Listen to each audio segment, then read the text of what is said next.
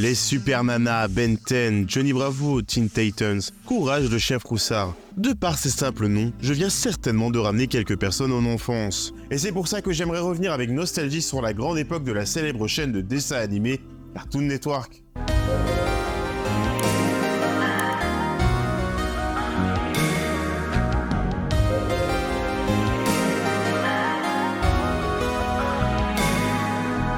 Commençons d'abord en faisant un bref retour sur ce qu'est la chaîne Cartoon Network et comment elle a été créée. Du moins, je suppose que cela vous intéresse de savoir. Le début de l'histoire de la chaîne Cartoon Network nous ramène en 1991, quand la filiale de Warner Media du nom de Turner Broadcasting System rachète les studios de Hanna-Barbera, que vous connaissez certainement pour leur production de la famille Pierre à Feu, Les Fous du Volant et surtout Scooby-Doo. Et je pourrais encore vous en sortir beaucoup des dessins animés d'Hanna-Barbera, mais la liste est longue. Comme mon temps de réflexion, très longue. La société est rachetée à hauteur de 320 millions de dollars, et ce tout simplement pour pouvoir fournir un catalogue conséquent pour le lancement prochain de leur chaîne de télévision à destination des enfants, Cartoon Network. Et ce car le véritable projet derrière la chaîne Cartoon Network était de proposer la toute première chaîne câblée proposant du contenu pour enfants, donc des dessins animés, 24 heures sur 24, là où auparavant c'était plutôt des chaînes dites pour adultes, qui proposait dans certaines tranches horaires du contenu adapté aux enfants. Ce projet est surtout né pour répondre à une réelle demande de plus en plus grande de contenu destiné aux enfants et adolescents, qui sont de plus en plus nombreux au fur et à mesure des années à consommer du divertissement via la télévision. Bah oui, il aurait été vraiment bête de laisser passer le potentiel de se faire beaucoup d'argent très facilement. Après, on va pas s'en plaindre, on aura pu bien en profiter, donc c'était pas plus mal. Pour le contexte, il est bon de se remettre en situation pour expliquer l'état du marché à ce moment-là. À l'époque, l'une des premières chaînes dédiées était Nickelodeon, qui ne faisait que du dessin animé, mais dans des périodes restreintes.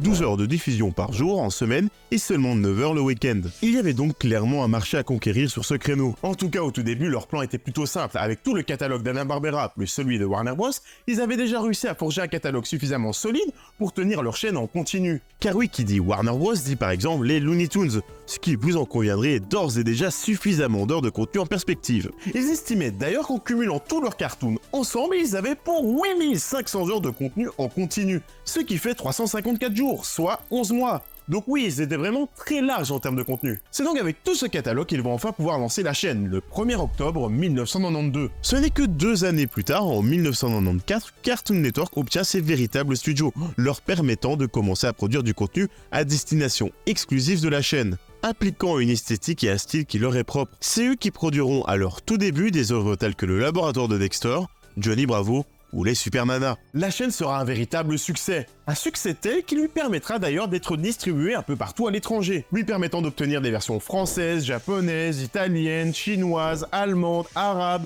brésiliennes et bien d'autres. Par contre, malheureusement, la chaîne sera dans un bon nombre de pays une chaîne privée et payante. Je me rendais vraiment pas compte de la chance que j'avais de pouvoir consommer ces programmes.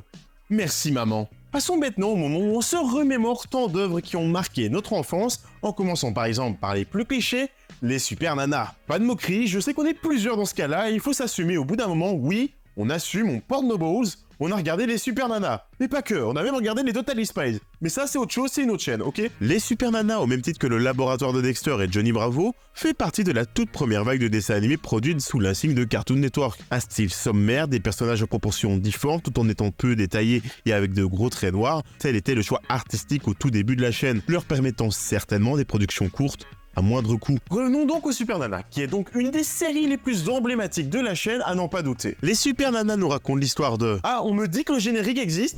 Du sucre, des épices et un tas de bonnes choses. Tels étaient au départ les ingrédients choisis pour créer des petites filles parfaites.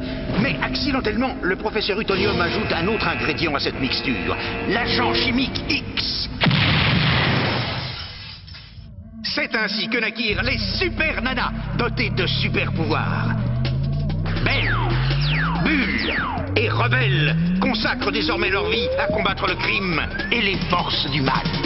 Merci beaucoup générique pour ce résumé. Par contre non, c'est pas une recette viable du tout, n'essayez pas. Ça va juste déclencher un incendie. En tout cas, l'univers pour un dessin animé reprenant le concept de l'épisode fonctionnant indépendamment était plutôt riche, avec des personnages tels Mojo Jojo, qui en plus d'être le grand antagoniste, était aussi l'ancien singe de compagnie du professeur Utonium, qui, dû à l'agent chimique X, a muté pour devenir un singe maléfique super intelligent. Je suspecte d'ailleurs les scénaristes d'avoir fait une sorte de référence critique métaphore sur les animaux de laboratoire, qui sont donc eux aussi soumis à des produits chimiques. Je dis ça, je dis rien. Sans oublier ces méchants bizarres et très particuliers, un peu dérangeants aussi et menaçants, tels que lui. Ça me revient en mémoire. Vous vous souvenez à présent? Ce nom est catastrophique, ça porte autant à préjudice que ça. Je ne pointe pas du doigt, je parle de ça. Ça, le livre et le film. Pas merci Stephen King. Mais je me souviens avec nostalgie d'épisodes tels que celui où elle se retrouve transformée en chien pour affronter Mojo Jojo. Ou celui où le Père Noël est devenu dépressif et exécrable. Ou encore l'épisode où ils affrontent des brocolis venus de l'espace. Lieutenant, envoyez vos soldats en reconnaissance en vue de notre première invasion. Quoi? Personne n'envahira la Terre sans se battre avec les super nanas. Et les Super Nanas regroupent aussi ce qui fait le charme certain des dessins animés Cartoon Network, c'est leur côté super référencé et surtout avec un humour décalé dans l'œuvre à destination des adultes. Pour être franche, j'aimerais prendre mon après-midi. Vous voulez un après-midi de congé? Mais je ne sais pas trop, mademoiselle Bellhomme, on a tant de choses à faire et si peu de temps. C'est d'accord. Merci, monsieur le maire. On se revoit plus tard. D'ailleurs, j'ai une certaine fascination pour ce genre de messages cachés au sein des œuvres de quand on était petit.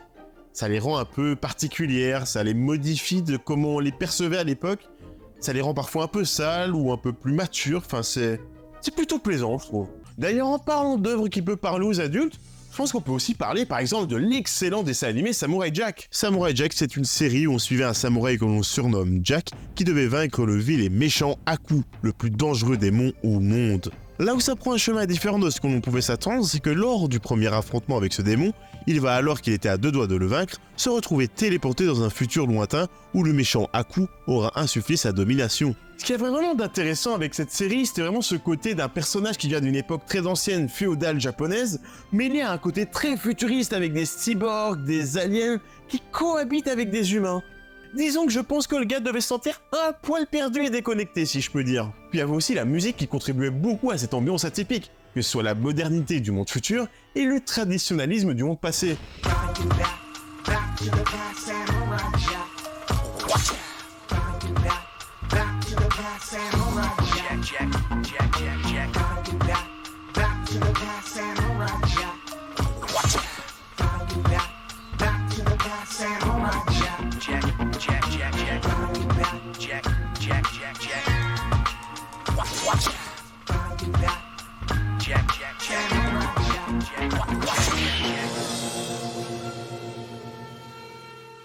D'ailleurs, en parlant d'ambiance atypique, Cartoon Network était vraiment accoutumé à ce genre de style avec des dessins animés tels que... Nous interrompons ce programme pour vous présenter l'histoire de Courage, le chien Froussard avec en vedette Courage, le chien Froussard. Je suis sûr que la simple évocation de ce nom vous a fait parcourir un sentiment de nostalgie mêlé à un profond sentiment de malaise. En tout cas, c'est ce que cela provoquait chez moi. Quand je voyais passer ça à la télé, je savais jamais trop si je finissais par zapper ou non, tant je savais pas si j'avais vraiment envie de voir quelque chose qui allait me mettre mal à l'aise. C'est une sorte de curiosité mal placée. Pour rappel, Courage le chien Froussard, c'était des postulats d'épisodes où Courage le chien attitré de Muriel et Eustache, vivant dans une ferme, qui d'ailleurs de mon avis ressemble beaucoup plus à un terrain de test atomique. What's next?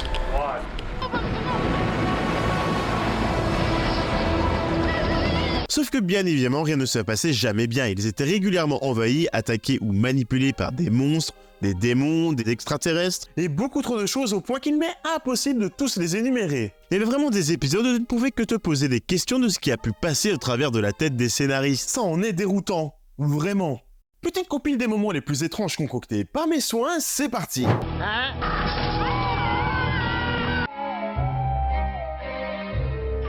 il va nous aplatir comme des crêpes.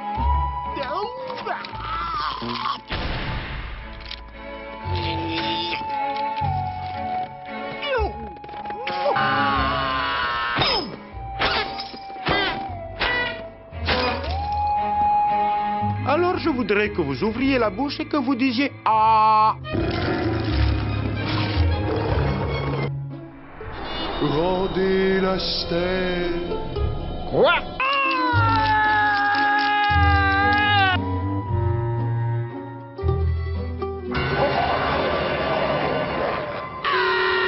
Je vous avais dit que c'était un petit peu dérangeant.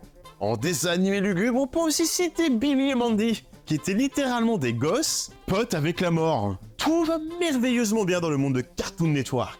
Cartoon Network, en dehors de leurs dessins animés lugubres, c'était aussi des dessins animés étranges. D'ailleurs, je pense que si vous le montrez à des enfants aujourd'hui, je suis pas trop sûr qu'ils comprennent ce qu'il se passe. Car c'est facile de dire que les dessins animés d'avant étaient meilleurs que maintenant. Sauf qu'il y a certains dessins animés de l'époque qui méritaient pas notre traitement de faveur, hein. Tant ils sont vraiment témoins d'une certaine époque, une certaine philosophie, qui n'est plus celle d'aujourd'hui, et qui, je pense, si tu le regardes aujourd'hui sans mettre dans le contexte, tu es vraiment perdu. Et dans ces dessins animés, on peut par exemple, premièrement, citer Ed, Edd and Eddy. C'était juste une bande de 3 potes dans leur quartier qui vivaient des aventures de gamins un peu dérangés et turbulents, et ils avaient des amis étranges comme ce mec qui était pote avec une planche. Déjà petit, je me disais qu'il était pas tout seul dans sa tête, ce mec. Par contre, le générique, je peux rien dire, ça vieillit pas, c'est masterclass.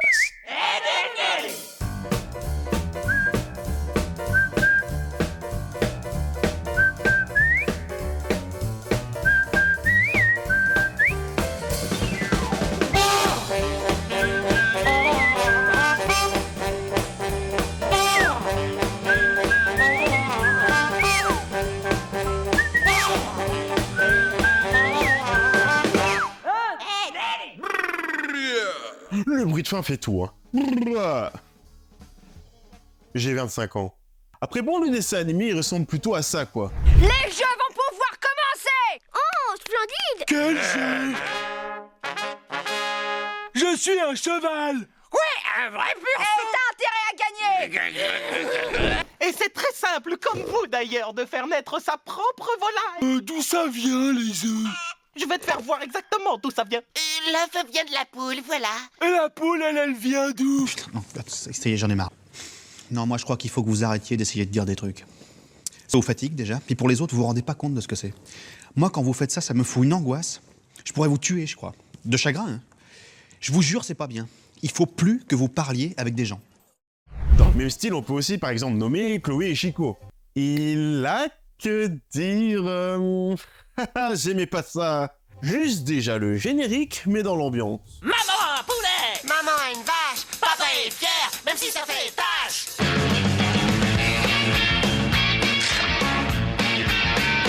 Cléo!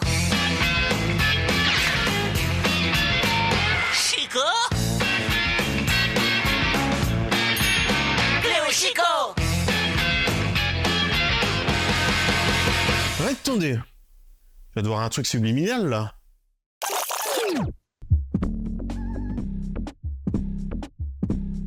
C'est une belle paire de... You're too skinny. Ah. Oh. C'était vraiment le festival, cette série. Et vas-y qu'on te fout un diable au cul à l'air. Et vas-y qu'on te fait des séquences cheloues avec le pis de Chloé. Et puis même, globalement, les dessins étaient vraiment très dérangeants. D'ailleurs, vous l'aurez compris, je suis pas très fan de cette série, mais il y a un épisode qui m'a vraiment marqué. C'était un épisode où, en gros, Chico, le coq, n'avait plus aucun os. Aucun. Genre, t'étais juste un tas de chair sur le sol. Et même moi, petit, je comprenais que sans os, on vivait pas, quoi. Et c'était vraiment très étrange. Pour revenir à du cartoon plus classique et connu de tous, il y avait bien évidemment le laboratoire de Dexter et sa sœur infernale Didi.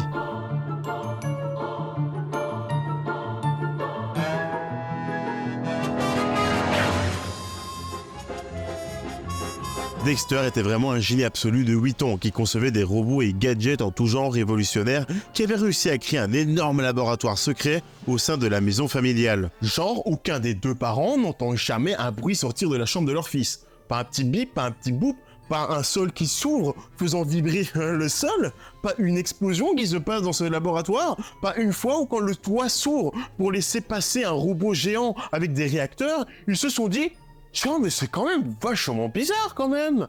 En changeant de dessin animé, je peux aussi vous parler de Johnny Bravo qui, je dois bien l'avouer, quand j'étais petit, me faisait rire. Oui, je rigolais devant Johnny Bravo. C'est très con, mais ça me faisait rire.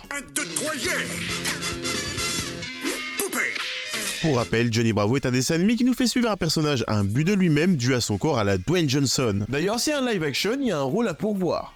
Johnny Bravo c'était vraiment un débile mêlé un dragueur compulsif qui dans tous les cas, quoi qu'il se passe, se faisait recaler. Je trouve que certes, sur certains aspects, ce dessin animé peut avoir très mal vieilli et être pas du tout progressiste et dérangeant avec un regard actuel. Mais d'un autre côté, je trouve ça vraiment cool de montrer un personnage qui, avec son comportement problématique, est toujours emballé, montré comme un débile ratant tout ce qu'il entreprend. Ce qui contribuait au côté comique, tout en montrant dès le plus jeune âge que ce n'était pas un comportement acceptable. Est-ce que je viens de partir en critique et analyse complexe sur le personnage de Johnny Bravo ?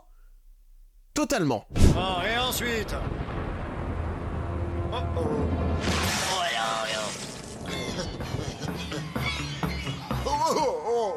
Maman.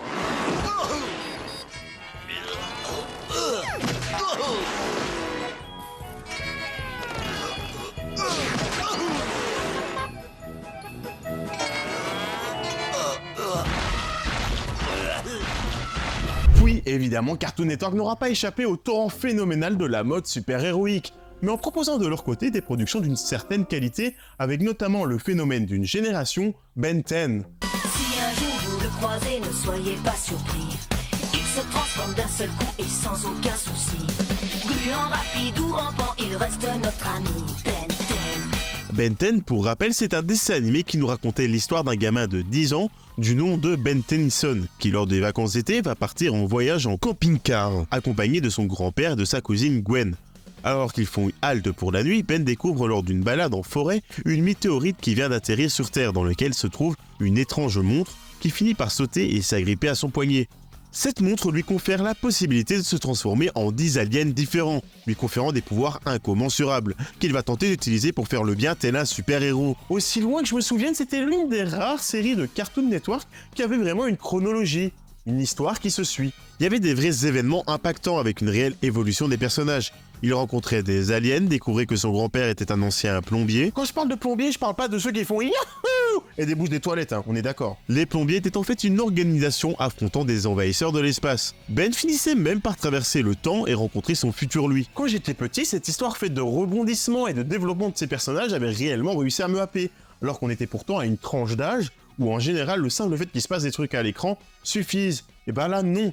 Ça avait vraiment réussi à créer une certaine fascination pour moi. Et ça, évidemment, Cartoon Network le comprendra bien. Car après la première saison retraçant les débuts de Ben avec sa montre, une deuxième saison verra le jour. Elle portera donc le nom de Ben 10 Alien Force, qui peut d'ailleurs être surnommé Arc Shippuden de Ben 10. Cette série nous fera suivre donc Ben qui a toujours son Omnitrix pour se transformer, accompagné de Gwen et un de leurs anciens ennemis du nom de Kevin, qui eux deux auront aussi des pouvoirs. Ils formeront donc un trio, faisant équipe pour affronter le commandement suprême d'une invasion de la Terre. Et ce, en tentant sur leur route de rallier des alliés à leur cause. C'était vraiment une saison qui arrivait à développer encore plus l'univers déjà établi, tout en l'amenant dans un côté beaucoup plus sombre, grandissant au final avec le public qui avait découvert Ben 10 plus jeune. Pas comme ce que la série deviendra par la suite.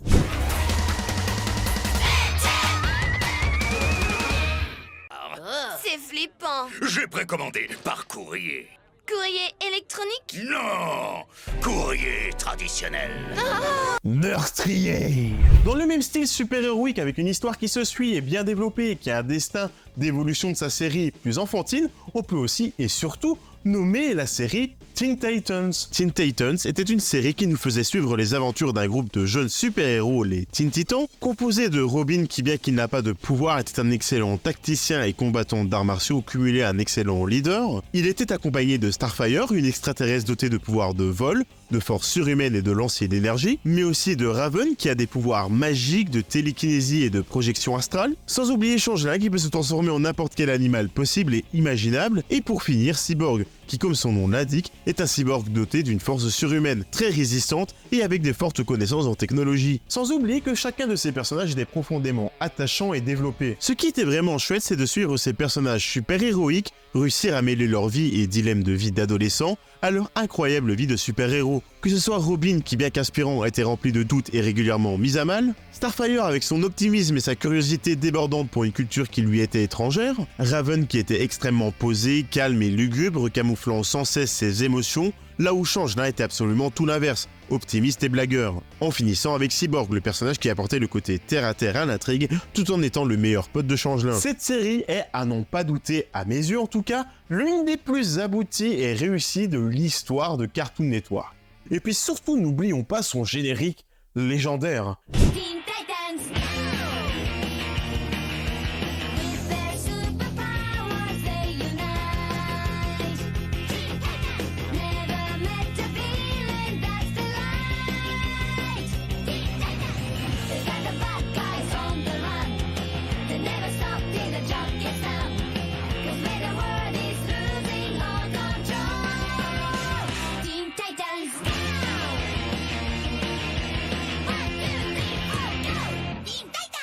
Petite anecdote, pour la route, la musique que vous venez d'entendre a été chantée par le groupe japonais Ai Ai Ami Puffy. Ce groupe qui, quelques années plus tard, aura aussi droit à son dessin animé à leur effigie du nom de Ai Ai Ami Puffy Show.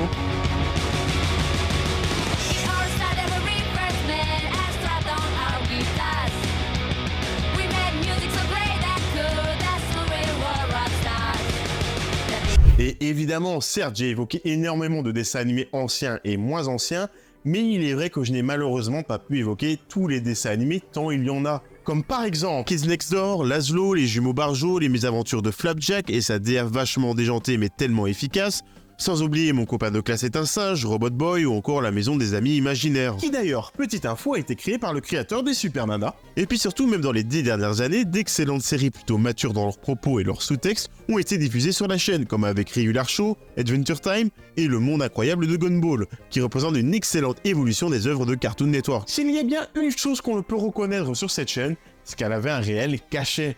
Elle avait une âme bien à elle, qu'elle arrivait à retranscrire au travers de chacun de ses programmes. Et ce en encourageant toujours leur démarcation et leur choix artistique, et ce si même parfois ils étaient douteux. Peu de chaînes de dessins animés pour enfants avaient un style aussi tranché dans la globalité de leur production en dehors de son principal concurrent, Nickelodeon. Malheureusement, comme beaucoup de choses bien, tout a une fin, et vous aurez remarqué comme les productions Made in Cartoon Network ont venu à manquer ces dernières années, au sein même de la chaîne. Et cela à cause de la crise démentielle que Warner Bros a vécue et vit encore à l'heure d'aujourd'hui, dû à des successions de choix douteux et la multiplication des projets qui ne réussit pas et attire pas trop les foules, et ce même avec des licences populaires. Via ce postulat-là, vous vous en doutez, la solution est comme bien souvent de réduire les effectifs, et donc le nombre de studios à leur charge. Et c'est comme ça que Warner Bros a tout simplement décidé de fusionner le pôle d'animation de Cartoon Network Studios et Warner Bros Animation, délaissant donc tout le savoir, l'âme et le style propre à ce studio pour le rallier sous une seule effigie et type de production. Délaissant donc l'âme d'une chaîne qui aura bercé bon nombre d'enfances,